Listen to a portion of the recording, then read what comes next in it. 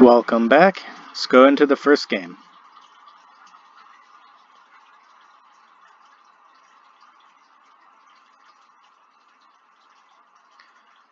Alright, we're up against Kozil Heroes. 4 power hand, single time. This is going to be a mulligan, and it is because we don't have many plays until turn 4. We really want to have something proactive to do in the first 3 turns. We do have a lightning strike, but Kozil Heroes isn't a particularly aggressive deck anyway, so we're not likely to be firing this off on turn 2. It's not a terribly bad hand, but again, I think we can do a lot better.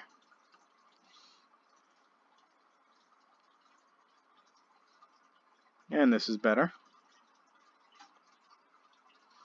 Alright, now here we have an interesting decision. We have 2 time sigils of primal and 2 of our pledge cards. So we have to figure out, remember only one of these, if we play them as power, is going to actually be power, so we want to figure out where we want our curve to end up. Infused Guardian is a card I would much rather actually play as the unit. Court Mage 2/5 for 4 is really not that great. And with 3 power we could have a little bit of trouble hitting Infused Guardian on curve. And considering that Pack Beast is going to let us play additional power, I'm actually going to go ahead and play the Court Mage as a Primal Sigil. And we're going to hope to play this one, Infused Guardian early, and play Crested Runt on 6.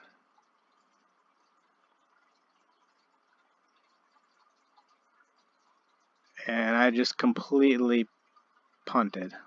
That's terrible. Completely misclicked that. I really meant to play the Court Mage as a power. That's terrible.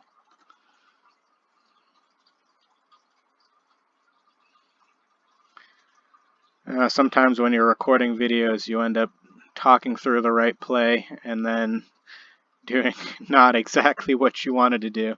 Again, I wanted to play this as power, but it looks like we're not going to get punished. We're going to go ahead and play Pack Beast, play an additional power, and pass the turn.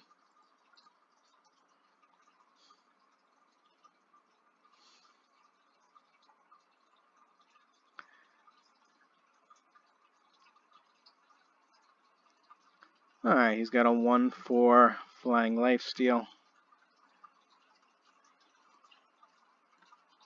Play the power. Court Mage, there really isn't any other option. Obviously we're not going to attack into that.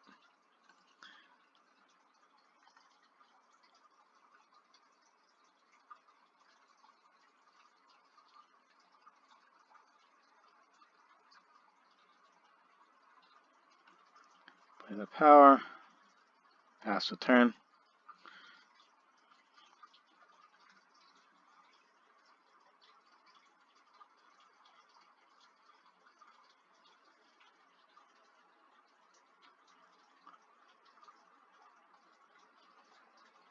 Okay.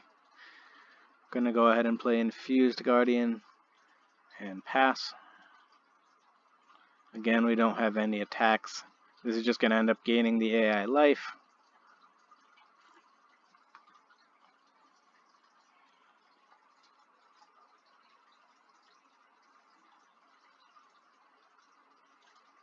Here, if we were to attack, the AI is going to have a double block, and we're going to end up just trading for either one of these. That's not really a great result. So I'm going to play another Infused Guardian and just pass. We're not under any kind of pressure here. We can just continue to develop our board.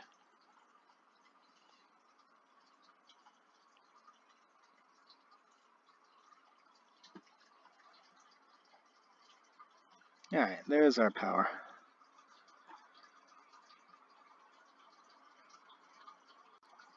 Now we can look into attacking.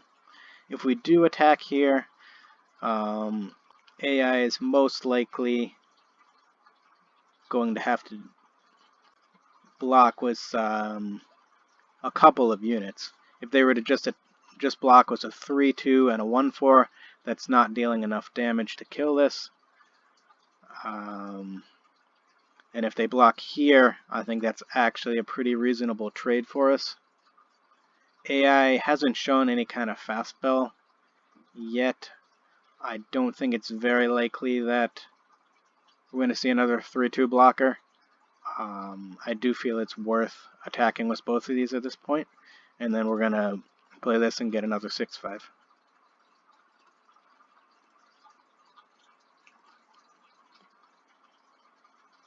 Alright, AI takes 10. Alright, so to amplify, and this is something I actually had trouble with at first. You go ahead and you click on the field, verify that it says 1 out of 1. If there were more options you could do, it would say, 1 out of 2, 2 out of 2. Hit continue, and pass the turn.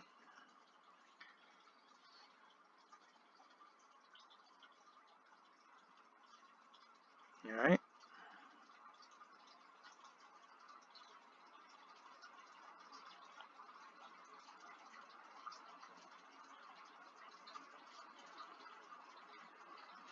Alright, AI is getting a little bit aggressive here. Pretty clearly is planning to take a trade Mischief Yeti for one of these. Now Lightning Strike, unfortunately, this is one of the downsides of Lightning Strike and why it's not really a premium removal by any means. And instead it's purely reactive. I can't use it right now. For example, you see I can't click it to actually just deal 4. So when the AI is just staying on the ground as a blocker, this isn't as effective as a removal option. So now we got to figure out how to get through this. I'm just going to go ahead and attack. We're not really going to get, it's not really going to be much. It's going to be very hard to break through if we don't offer this trade. We don't want to just wait until we draw the one stun effect that we have in our deck. So I'm just going to go ahead and attack here. And most likely we'll be able to Lightning Strike one of these if they attack back again.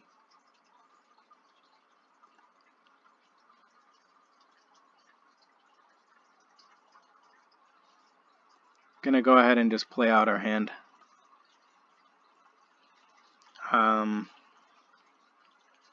In draft, for example, there might be some merit to holding Initiate here. We really don't have anything in our deck that's going to benefit from additional power, and just bluffing having an extra card in your hand is something I would definitely consider for actual draft against human opponents.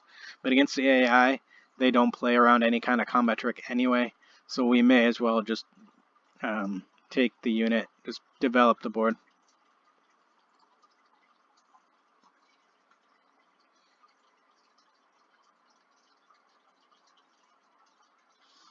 Alright, AI did not attack. Now you notice, to calculate which one of your units you're going to attack with, just basically add up the total attack of the units, it's 4. And then you know what they can be able to kill. So we can attack with a 5-5, then the 6-5, and they don't have any profitable blocks. If we were to attack with anything that's less than 4, though, they can just chump with the Valkyrie, which is going to net them an actual life. If we were to attack with the 2-3 and the 2-5, additionally, AI could take a trade here, gain a life here. That's actually an okay option.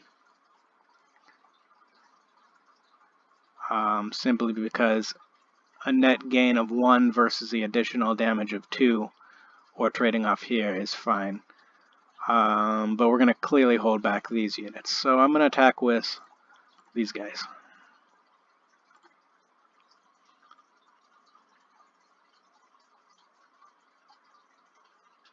And play our Windcloak.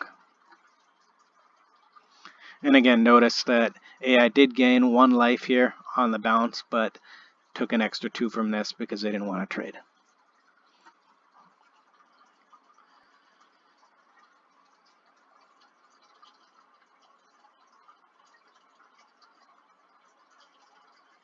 Notice that relic weapon, all it's doing is gaining 4 armor, which is basically a glorified reinforce at this point, which is just not a good card.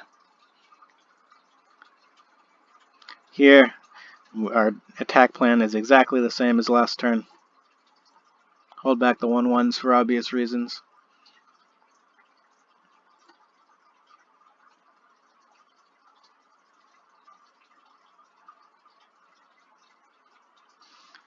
And we're going to pass the turn.